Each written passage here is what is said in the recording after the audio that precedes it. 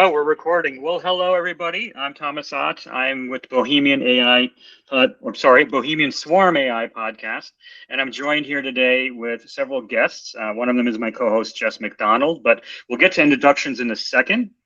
I got to make a disclaimer, Jess, right? We always got to make the disclaimer. Yeah. This is not a worldwide technology affiliated podcast. This is just a bunch of coworkers and colleagues and husbands and wives and whatever you want to call it, talking about AI, talking about shop. And today's topic is going to be about data centers and their water usage, which we know is a huge hot button item right now. And I'm joined with two guests, and I'm going to give them over to Jess to do, kind of lead the introduction. So Jess, I'm going to hand it over to you and introduce our guests. Sure. I'm Jess McDonald. I also work as an AI advisor at WWT, not a WWT podcast.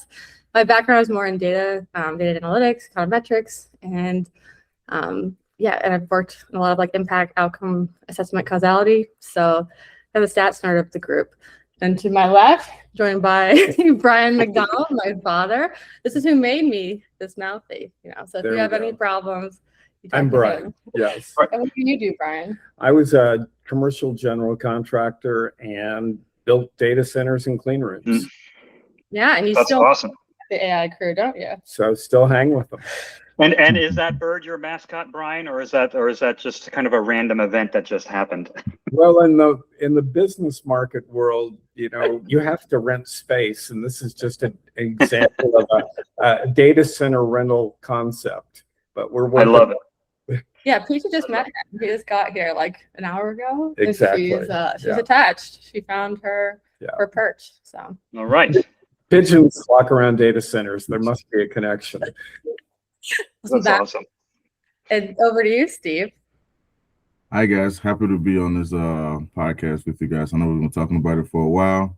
So my name is Steve Idowu. I am a business and technology consultant. In my career, I've worked in both industry and as a consultant for small and large organizations, Fortune 100 companies, etc. I've deployed over 25 AI solutions in my day. So very excited to be on here talking to you guys about data centers and providing maybe a little bit more of a management consultant perspective to the conversation. Great. Thank you, Steve. Thank you, Brian and Jess. So before I kick it off, I wanted you guys to think of one key sentence, and just could be a 30-second response. And this goes to all three of you, and I'll just run through. I'll start with you, Steve. But what's the most misunderstood fact about data centers and their water usage? Wow. The one misunderstood fact, I would say it isn't really much about how water gets used to me. I think it's really people don't talk enough about who ends up holding the risk, right? So I think everyone argues about the number of gallons, but the real issue is that tech companies, they've been treating water like it's a budget, it's a line item on their budget, right? And conversely, communities have been treating water like it's a birthright. And so I think, the part for me that I think is important in 2026 that we don't talk about is these two are finally going to collide. Or maybe it's going to slid into 2027, but I think those are the two facts, right? Like neither party owns this. So I'm kind of curious how this is going to shape out. To me, that's the one fact that always sticks out. Okay, cool. Jess, same question to you, and then we'll finish it with your dad. Yeah, I mean, I agree, right, with Steve and what he's saying. When you look at the actual total consumption of water usage, if you look at it nationally, right, you could say it is a little bit of overplayed, right? We don't necessarily have the national level use. And if you look at semiconductors and agricultural use, it's far greater, right? But at the same time, what Steve is saying, these aren't being done kind of on a national instrumentation basis. A lot of it's being driven by for-profit. And so it really matters on the local level. And there are quite a few examples of local levels, right, where these projects are being pushed and the public's pushing back, and it is having water issues, and it is affecting communities. You know what I mean? And that gets back to where they're being built and how they're being built, right? And all these issues that we're kind of currently facing. But to me, yeah, I mean, there is future technology that we're looking at, like photonics, right? And like splitting atoms and considerably less consumption of like that really valuable resource. At the same time, like it's not overplayed because like as of present day, right, there are communities and there are people that are being affected by this negatively, and they don't have to be if we had a little intention and we did this like collaboratively. So to me, it is a big problem. All right. Awesome. Brian, same question to you, Brian. Yeah, so my take or my feeling is that water is always going to be a key component of any data center, simply because of how it handles heat transfer, and that aspect means that the water that's used can be recycled, and so it isn't necessarily in a case where the water has to be used and lost, but you know, with technology, the water can be used and recycled. And you know, there are equivalents today that are becoming available. In fact, I was reading the other day about an equivalent that Shell has come up with that can be utilized for cooling as well in circuits, batteries, and radiator systems. So water is just the medium. The question is, how do we conserve it and reuse it? Okay, good point. Yeah, I mean, we have been hearing, and I know, especially in the Southwest, there's been a lot of talk about, you know, and Texas is building a lot of data centers. You know, there was the big Utah data center proposed that would have taken like all the water and all the electricity that Utah is producing. You know, there's a lot of questions about, you know, water is a huge topic, especially from a community, right, as Steve was saying, and also from an economic basis, because we are using AI and we do need the AI. So actually, Brian, back to you, since you've done a lot of construction, or you've built a lot of data centers, or are active with that. Yes. Over your period of time, have you know, how has the modern data center have evolved? I know in the old days we used to use a lot of CPUs, right, which also did run hot, and there was probably more air cooling. Correct. But how has that changed now with this new breed of GPUs? Are we going to see more of a drive toward, you know, more of liquid cooling and the requirement for water? Is that just a given, or is there a sweet spot where we can balance that? Well, there's definitely going to be a demand for increased consumption of cooling, and air cooling is not able to make the transition that data centers in the future are going to need. So like recently I saw a prototype of a server rack that was roughly 4 foot square and 7 foot tall, and it consumes 1 megawatt of electricity. And the only way to get a megawatt into that server is while the conductors are hollow, and you're actually running fluids inside the wire that's bringing power to the server and through the servers. So they're actually being plumbed. So I think the technology has to go in two directions, one of which is integrating cooling fluids of one type or another, with the fact that we also need to work towards semiconductor designs that are less energy intensive. I think there's always going to be that push. Yeah. And you know, my final comment is that when people talk about having access to water, everybody throws out what they want in the ceiling is unlimited perspective. There's a difference between what we want and what we actually need. And I think that's where conservation comes into play. And, you know, a data center, like, we need all the electricity and water that the state of Utah can produce. Well, that's not realistic. Right. That's not realistic. And you, of course, it tends to Yeah, it goes back to what Steve said, right? Yeah. And about how treating like water and these different items, like wattage and stuff, as a line item, right? Versus like, we know how the public perceives these and how they have historically, right? And you're not factoring in the cost of the rippling and costs, right? The secondary and tertiary. of these changes, right? And how financially that's going to affect communities on a large scale. And They have to be done in win-win situations, in my opinion. Like you need to be working with the public of where to build them, right. how to build them, how does the public benefit? You know, what's their percentage of ROI on this investment? You know, taking this risk, putting this near their children. You know? That's a good point. That's a good point, Jess. Hold that thing because it's going to tie into the question that I want to ask Steve now. Is when you had mentioned community and kind of this head two things colliding almost.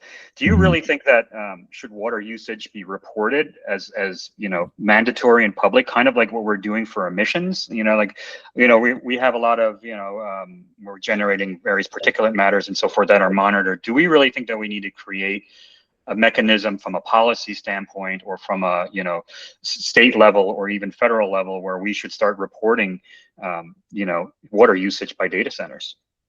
I mean, I absolutely right.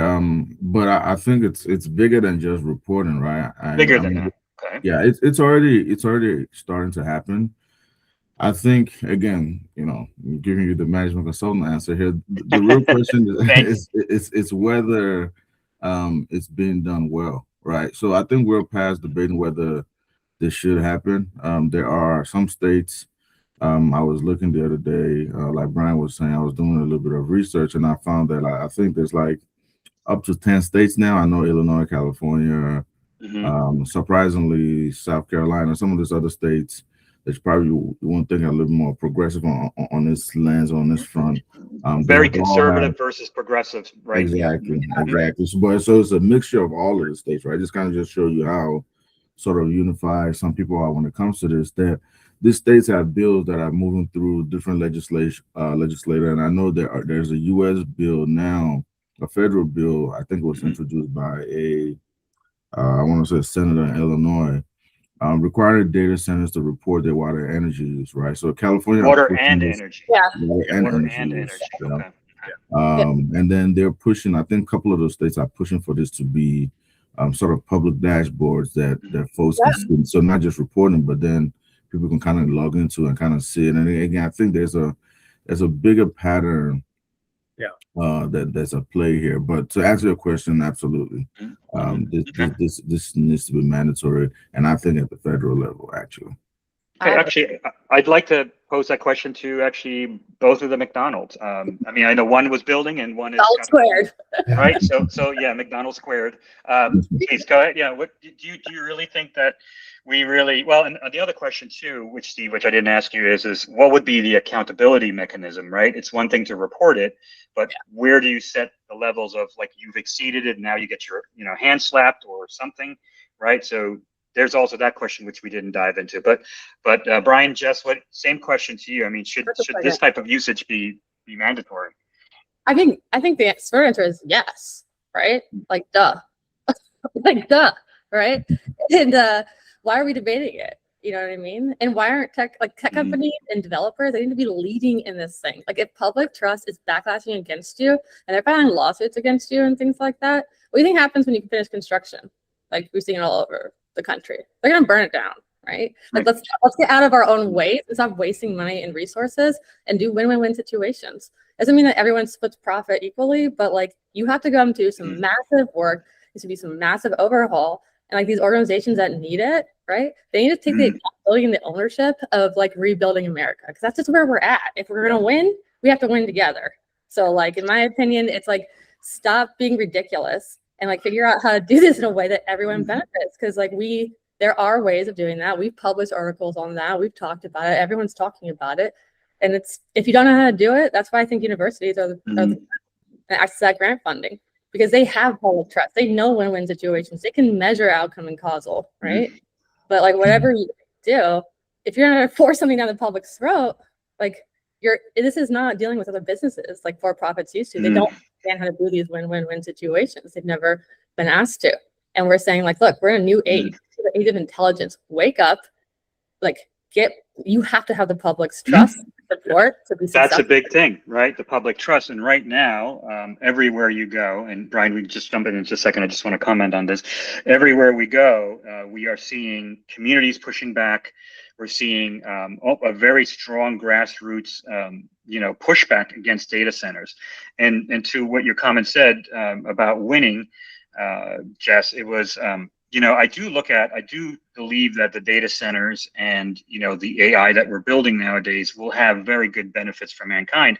It's just, it appears to be very, very lopsided, and their messaging, is not getting through. And there's a perception, whether true or not, right? Like for instance, somebody that will listen to this podcast and they're going to come back at us and they're going to say, well, did you know that agriculture uses 10x more water? But my response is, well, you can eat agriculture. Exactly. Microchips, right? People, like Right. priorities people. Like, Right. yeah, AI is really amazing and we can do tons of breakthroughs and, but it's like foundational layer. Like, where is the population in Maslow's hierarchy of need? Where are they? Yeah. Not where are you? Where are they? They're at the very base foundation. Okay. Yeah. But Brian, just to close Yeah. the loop. Your thoughts on that? Should there be some sort of reporting mechanism for water and energy usage, right? Or something? Should there be some kind of policy or something developed to help regular people know that that maybe AI data centers are not the bad boogeyman?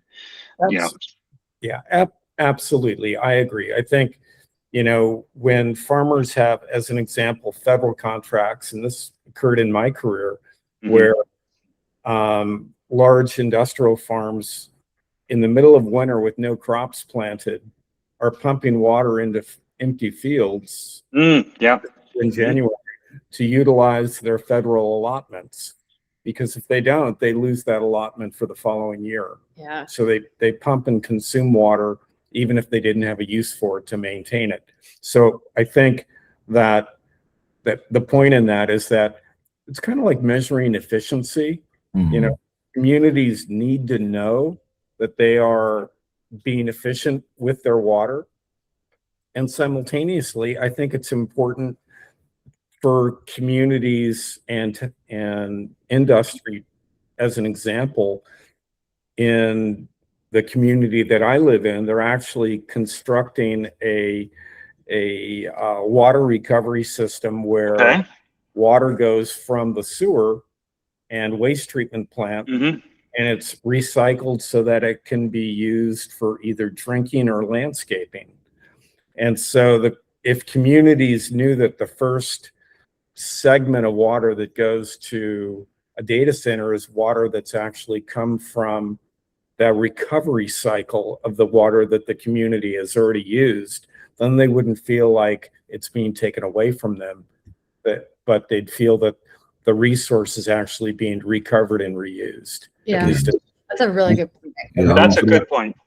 And that was. I just want to jump in real quick, Tom. I could, to that point, Brian, I do agree. That's why I close my statement by saying I think this needs to be federal, because, to be fair, there are some companies out there trying to do the right things and want to report. I think it's all about that accountability issue, but there is confusion around, and even disagreements in terms of what you consider water used. And then how do you report effectively? You have some people that are, again, like I said, trying to do the right things, others that are trying to maybe game the system. We are in the early stage, and I look at this as more like emissions reporting back in the day. When it first started, there was a lot of confusion around it. Now, emission reporting didn't really stop climate change, but it did stop companies from being able to say we had no idea. So I think water reporting, to me, is going to sort of do the same job. It's going to turn this into something that we can actually hold companies accountable for. Yeah. And they can be proud of, right? Like, look at what we did. Like, this was our water consumption, and I think it can also be an example where you have, a regulatory thing that says X percentage of data centers' water consumption has to come from recycled water. Yeah. And built in right at the get-go. But part of that, I think, is like the practitioners, right? Like those of us who are really doing this, right? It's helping set those KPIs, because there's no way that governance knows what those should be, but we do, right? So Right. Like one of the things that I'm very, very worried about is a couple things. As we know in the tech world, there is this mantra of, move fast and break things, right? And I understand the sentiment, but in the case of environmental systems, and my background is actually in civil engineering, and I have done work on environmental impact statements, and there's a long list of those things. And I see data centers popping up everywhere, and so fast because a lot of the federal requirements have lowered the threshold of what's required for an EIS, for good or for bad, right? Right. But then there's issues where, what about environmental sensitive areas? Just because you're putting something in the desert, doesn't necessarily mean you're not destroying anything. Those desert systems are very sensitive ecological systems. There's agricultural issues. Right. Not archaeological issues. There's water issues, right? There's all these different things. And the thing that I worry about is that we're moving too fast and we're not letting the regulation and the other things, the checkpoints, right? To say, well, whoa, buddy, hang on a minute. You're not thinking about everything when you're not looking at everything holistically. You're just looking at it as a small window. So actually, Brian, I think it's you wanted to jump in there, but your thoughts on that? Do you think we're moving too fast? Because it is a strategic priority for this administration, right? It's considered a national priority for us. So do you think we're moving too fast? I think industry is going to move as fast as it can. Okay. I think we perceive ourselves as being behind the 8 ball or not keeping up with the rate of change that we need to. And so I think if you're a CEO in a company and there's a shortcut to getting your center open, I mean, you're going to live and die, I guess, by the quarter, right? So there is. Yeah, that's true. That's true, right? We're seeing new data centers being built rather quickly, and they're installing, gas engines or natural gas to power them, right? When you could argue, well, maybe if you use solar or wind or some other renewable resource, you could help lower the grid, usage, and that's another big thing. Well, also building them. Sorry, Thomas, but like building those like with that intention, right? Instead of saying like, all right, we're gonna build like 100 new ones in Texas. It's like, why aren't we sitting down and saying, all right, like let's map it all out. Where's the best places to do it, right? We've written articles and these. Right? Leverage AI, Jess. Leverage AI to do this. Yeah, exactly. Yeah. And it's like it's already like we know where the best places are, where you get the most out of hydro, like Mississippi River and things like that, right? Why aren't we building them? Because we haven't incentivized the production or use of renewables, right? Yeah. But when you think about it, though, like that is way more sustainable, right? Yeah. Not because of like the consumption of energy, that's sure, right? Yeah. But by having differing methods that create that power, right? When one goes down because of whatever, you have 2 backups or 3, right? Whether it's SMR, nuclear, or like wind or hydro or solar, right? Or a combination of all those things. So like pick target areas to build them where you can like least amount of damage to the population, right? Where you have the most environmental factors to like drive that and like increase that over time. It's like, why aren't we doing that? Those are the low hanging fruits. Catch up, But good point. We can buy this, we're not taking that holistic even intention of building it. And like policy is going to have to transform, right? We're seeing that. And we're going to have to start seeing people who understand technology and AI, like leading in those spaces, and institutions helping lead in those spaces to help governance to catch up, because we can't keep this pace. And the amount of money that we've lost just from like not listening to the public or considering them a factor is astronomical, and no one's talking about it. So it's like that's a good question. That's a good point, and maybe I'm going to ask Steve. And I know you've done quite a bit of AI. Work that you've done, things into production and so forth. Has there been any type of discussion about informing the client? The clients will say, I want this use case solved, right? And but what does it look to be a good AI citizen from a stand of okay, are we utilizing resources correctly? How are we actually making an impact? What is a good AI project look like relative to, say, building an AI data center? Yeah, that's a very good question. It's a tough one, I hope. Yeah, it is. It is a tough one. You keep having me. I feel like I'm back one of the big 4 days. So I don't know if it's a good or sort of like a bad sort of thing. Yeah. I think it's more of a maybe a framework, maybe you know, I like frameworks. yeah, a framework or maybe even a checklist, right? To think about the ways to kind of guide and think about what's good and what's not, right? So, in my mind, the first thing is like, where does the water come from, right? So I think good deals, if you will, commits to maybe recycle water, Mm-hmm. non-drinking water before the construction starts, right? Oftentimes, companies start these projects and then halfway through decide, oh, we can't use this or we can't do this. Like I think that was like the Google facility in Ohio had this issue where they promised to use 100% recycled water, but then Mm-hmm. only after the community starts to create an To lose. uproar. Yeah, Mm-hmm. exactly. So that's one, and I think you have to implement real limits, right? Not just promise that you're going to have real limits out there, and then what's the actual limit? To the point that Brian was making earlier, how do we work on creating that efficiency, and so making sure that that hard number that they say is not just a market employee, but we can kind of hold them accountable to that. And then the other piece for me is like being ready at the onset to understand who takes the blame when something goes wrong, right? Oh, yeah, right. The So buck stops where? I got one on this. exactly. So that's to me, that's all part of um the deal. And I think the other thing as a consultant when I'm talking to clients is you need to buy some goodwill, if you will, right? So one of the things is who pays for this local water system. So like again, I don't want to shout out any company here, but for Meta, I think again, like I said, I did my research on some of this. I know they're building something in Kansas City, and they had to invest, I think it was like over $500 million in that local water recycling infrastructure just to get approved. To me, that's a sign of a serious deal, right? That's a sign of a company that really wants to impact the community. So they're paying for the upgrade and the infrastructure within that community by spending their money. They're going to benefit from it, obviously, but the community is also benefiting. So that checklist is what I will have as, okay, this is a good deal. This is one as a client that I will support and recommend for you guys to move forward with. Yeah. Before you jump, Jess, real quick question: when you were doing your research, and maybe this is not specific to the Meta example you use, Yeah. did you find out how they're going about maybe messaging to the community, because the community is going to hear Meta, Facebook is bad. Yeah. They're going to hear data center, there's water going to be used, and they're going to hear my electricity rates are going to go through the roof. As part of this upgrading that Meta is doing, are they doing a better go-to marketing messaging or something along the line? Did they do something like that? Yeah, they have a big PR behind this. Okay. So they're going to the town halls, right? Raising the reasons why they're doing it, the benefit for the community. So they're like taking like a grassroots approach, right?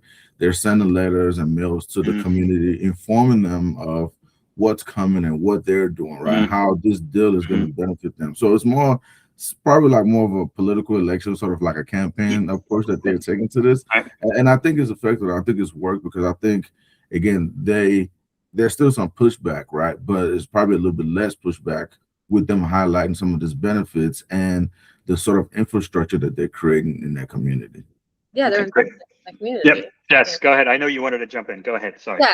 No, I think that's right. And it's like those are the kinds of examples and stuff that like we need to see. And I think a lot of tech leaders are stepping up in different spaces, right? And like morality wise, shared engagement with public. But like another example was like in Arizona and like Tucson, and there's huge pushback right over the Colorado water rights.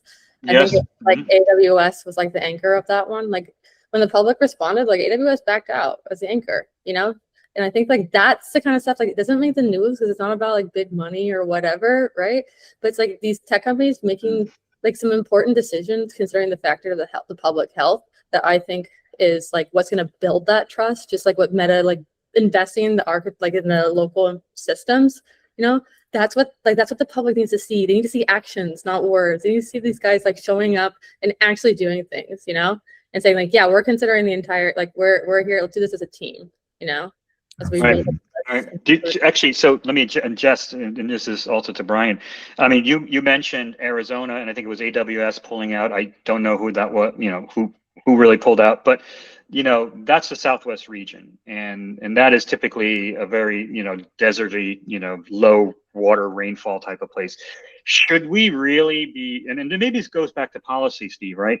Should we even just consider building, new data centers in these, water stressed regions? I mean, just the optics look pretty bad, right? I mean, Should we even consider it? Go ahead, Steve. I mean, to me, this may be controversial, but I think Yes. I think banning entire regions is the wrong way to start kind of think about it, right? I believe that banning the location is sort of like don't ban the location, ban the method, right? As we've been talking about today, right? If a company can prove that it's not competing with the local resources, I think where they're building this data center shouldn't really be the fight, right? Again, I think if they're gonna build it in the desert and there's some innovative approach that they're gonna take to not only, again, you talk about maybe this town now that's like this devoid of a ton of water, there's some innovative things that they're gonna do, right? To improve other aspects of that community. Like, to me, I'm all for it, right? Like, I don't want to put this umbrella on because this place is already short of water. They shouldn't build there. I think we have to be, Jess always talked about this. Let's use our brains, right? Let's be innovative. Let's think about solutions that's worthwhile. So I don't focus on like flat out banning certain locations. To me, I think there's gonna be some ripple effects, unintended consequences by doing that. Yeah, let the data scientists in on this one, right? Like, it's like just thinking about last year or year before, I was working with Yale, right? We were working on like localization, like policy work, right? And so like the data collection of that was absolutely a nightmare. Getting local data, like we're like faxing and calling like local state, at the very local level, city level. And you know what we found though, completely unrelated to like what we're talking about, but there's some cities that are like ghost cities. They've got like 2 people registered there. And if you look at the localization of the data, just like we do in NGO work, we do in academia work, we do in medical work, right? And drug discovery, I think Steve is 100% right. It's a case-by-case localization layer and like balancing like what's the impact, the pros and the cons, and the long-term effect, and just, So I definitely support that idea of getting the data scientists involved, but I think that there needs to be of a cross-functional team, not just data scientists, environmental engineers, right, contractors, right, people who build stuff, right. I mean, they'll find your spots. They'll find your spots, right? But right. Yeah, Brian, what do you think? Yeah, I believe even today in the property segment where you've got brokers that are out there looking to capture or identify sites that are good data center sites. So there's already a sub-market going on of people trying to optimize their proximity to power, their proximity to water, to create these opportunities for companies. So I think sites are going to continue to be developed. And then in terms of working with communities, like in the case of building a data center in the desert, is geoexchange or the underlying conditions possible to have cooling without impacting the local water resources. Yeah, like China's been putting data centers underwater, and we're talking about putting them out in space now. I don't know how that will work, but in Norway underground. Yeah. Right. Yep. But tell us about geothermal. Like, tell us about your experience with like the AI build in your place. So, we're doing we're doing a geoexchange building right now. And, wonderful. Okay. And so underneath the building, the ground is 67 degrees year round. Okay. And so we're able to heat and cool the building, and we only have to overcome a 4-degree temperature difference between the earth temperature and the desired temperature. So you could have a situation, I'm making this up, in Arizona where you could have a closed loop cooling system where the ground is forever at 60 degrees, and then utilize that intrinsic land cooling in lieu of in water to do the cooling. And you've done you did geothermal. That's really cool. Back though, right? Where it's like a car's water use. It's a closed loop Right. system. And, maybe that's a solution for building in climates like that. That's a really neat thing. I mean, I spent a couple of days in Iceland, and I went to go visit some of their geothermal energy production, and I mean they have the luxury of having a lot of hot magma underneath their surface, and they can heat up and so forth. But that's actually a point that I hadn't even thought about, is using an innovative way, which I'm going to guess probably increases the cost for over standard cooling, but perhaps the messaging will be better to say, look, we're going to use the ground underneath us, and we're going to use a closed loop system. So the water usage will go from, I'm going to guess a number, let's say, 1 million gallons a year to 200 gallons a year. I'm just making numbers up, but some sort of order of magnitude. That's really, really cool. And you're currently working on a project like that. Yes, that's correct. He also did geothermal in his office buildings like many moons ago, right? Funded by the city of Palo Alto. And as a result, he's always had small startups, whether it's cloud, right? Everything in his office buildings. Now he's got AI. And one of the perks of being at my dad's office buildings is he doesn't have to pay for electricity. There was no electric bill. The real now there I love is. that. I get to hang out with young, smart people. Hey, that's what I do too. That's the fun part. But I remember that phone call I got from you. What was that, like 6 months ago? Yeah. It was before GTC, and it was like, Jess, I've never had electric bill in the last 20 years. And these guys, I got a $14,000 electric bill this month. How do I gotta charge them, right? Brian, for people that are going to listen to this podcast, the work that you describe, I'm sure environmentalists are going to say, with the work that you're doing, are you disrupting the ecosystem underneath the ground? With the work that you're doing, I don't know if you guys have done any sort of work or research behind what that process looks like, because undoubtedly you are, I would imagine, maybe you're going to increase the temperature slightly there. You are going to affect the ecosystem to an extent. So what does that look like? I just want to provide the opposite lenses for people that are listening. So in my world, or in the installation in question, the average temperature is, like I said, 66 degrees. With the geofield utilizing the earth, it kind of, depending upon summer, winter, it kind of goes 2 or 3 degrees up, and then 2 or 3 degrees down. Because we also use the system for heating in the winter, and in the act of doing that actually chills the ground underneath the building. Got it. So, but with a data center, since it's only one way, then to your point, it may have a bigger impact. Yeah. All right, that's awesome. So I think we're getting close to our time, so I'm going to kind of ask a couple of questions to you all, and then we'll probably set it down. This has been a really wonderful talk, and I think what came out of all this is some possible new innovation and some ideas for, we definitely need to keep our eyes on the ball and so forth. But this is perhaps a tough question to answer, because it's going to ask us to predict into the future or forecast. But I'm going to start with you, Jess. 10 years out from now, when we look back at what we've been doing here with data centers and everything that's been going on, do you think we're being reckless, or do you think we're going to look back at it and say, well, we managed it well, or were we just reckless and had no clue?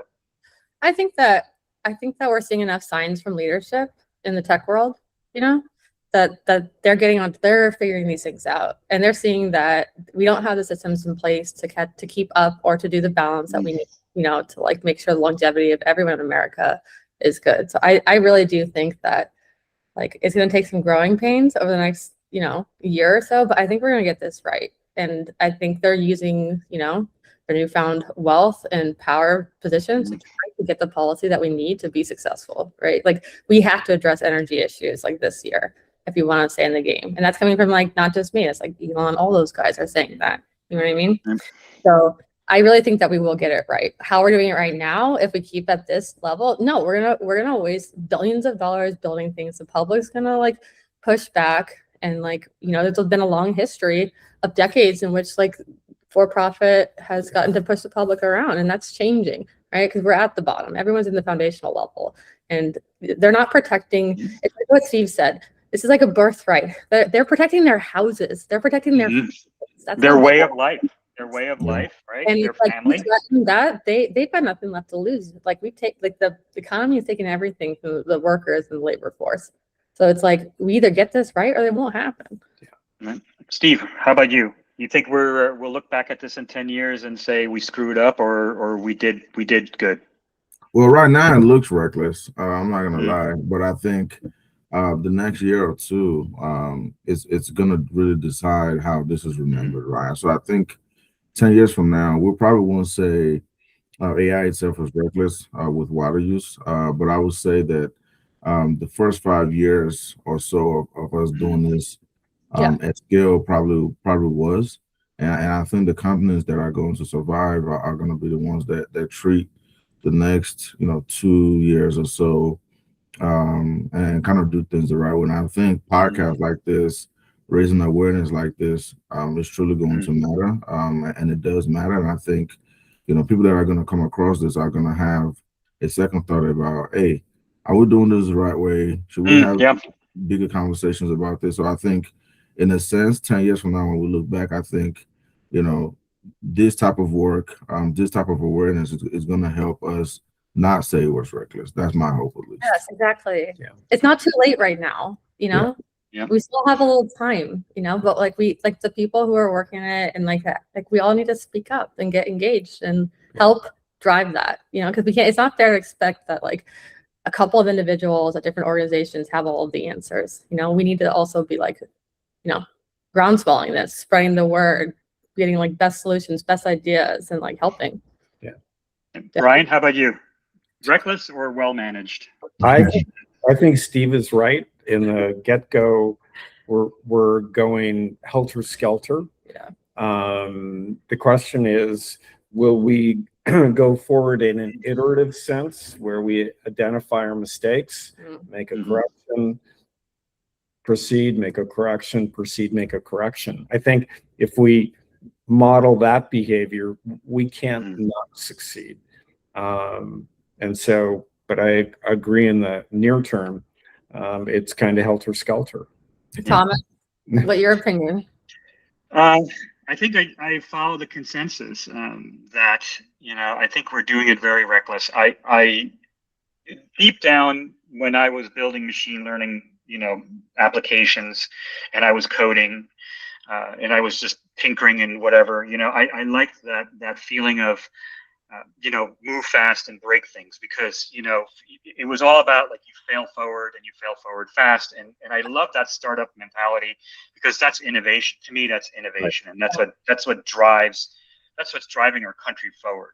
Right. However, though, my background in engineering and, environmental impact statements and all that, and being somebody who really deeply cares about the environment and especially water after living in New Mexico for 5-6 years, I've come to appreciate how fragile the resources are, and how the attitude we've taken for many years is just like, oh well, nature will just recover. But we've seen the data, and nature is struggling in a very, very bad way.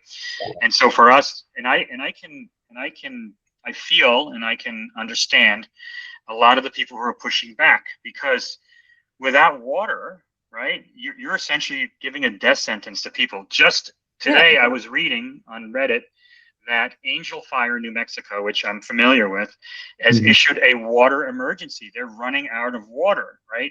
And somebody ironically posted in the comments, said, "Oh, time to build a data center there," right? I mean, I know they're being sarcastic, but so I think it is reckless right now, and I think we need to look not only toward data scientists to figure out a lot of this stuff, but to environmental engineers, to civil engineers, to contractors, to people who build stuff, and look at it and say, we're taking a holistic approach. Maybe the innovation is geothermal.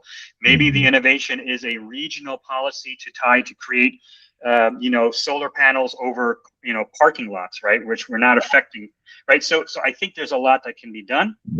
I hope that our younger generation, especially Gen Z, who are kind of like really against AI, They are. you know, take an approach of like, let's get together with everybody and let's try to fix this, as opposed to taking an attitude of like, well, it's too late, what are we going to do, right? So that's how I feel about it. I think we are being reckless, but I hope, from Brian's standpoint, I hope we do it as an iterative process and try to make it better.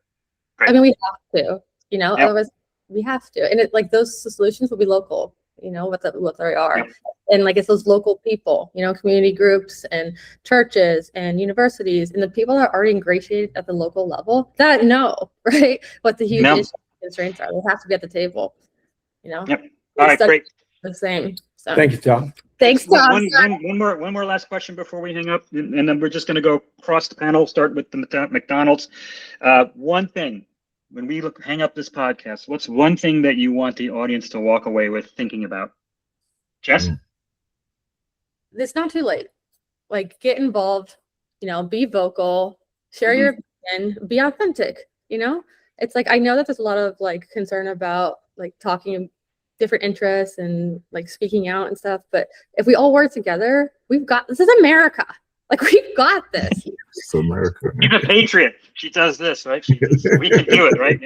But like, seriously, we have faced far worse conditions than this in like the 1930s and stuff, and we pulled it together. So if we did it once, we can do it again. And now we have AI to help us. So go use your experts and get involved, you know, and carve your space. And like, let's make America, you know, again. But really, like, let's make it for everybody, you know. Let's lead. Let's not react anymore. We can do this. Man, what do you think? I think we need to, as always, call our representatives, phone and bug them, and say we want, if we're going to do a data center, we want it to be representative of the interests of the community as well as the business at large, and utilize our universities and educational systems to help drive solutions. Because I think iteratively we work together, we solve problems, we make the world a better place. I like that. I like that teamwork. All right, Steve, bring it home, buddy. Yeah, so for me, I think, you know, going back to what everyone has said, I would encourage people, my closing would be to encourage people to get involved, and this should matter to everyone, regardless of your location or the region or what side of the fence you're on. And don't watch the sustainability reports. You know, I think, you know, you asked me earlier, I would say watch the deal terms. A lot of this information is public. Every big company, big tech company, hyperscalers, they all have, you know, this beautiful pledge to be, you know, water positive by 2030. We can't wait that long, right? So to me, what actually tells you if a company is serious about what they're doing is much more very boring, right? Did they agree to real limits on water withdrawal, and did they do so proactively before the community asked for it, right? So, and like I said, that information is public. We can go look it up. So that would be my closing. That's great. All right. Very good. Well, my closing is simple. I do believe that working together, community-based, grassroots program, being educated, involved, and calling your representatives and voting accordingly and being involved at the local level has always been a positive driver for me personally.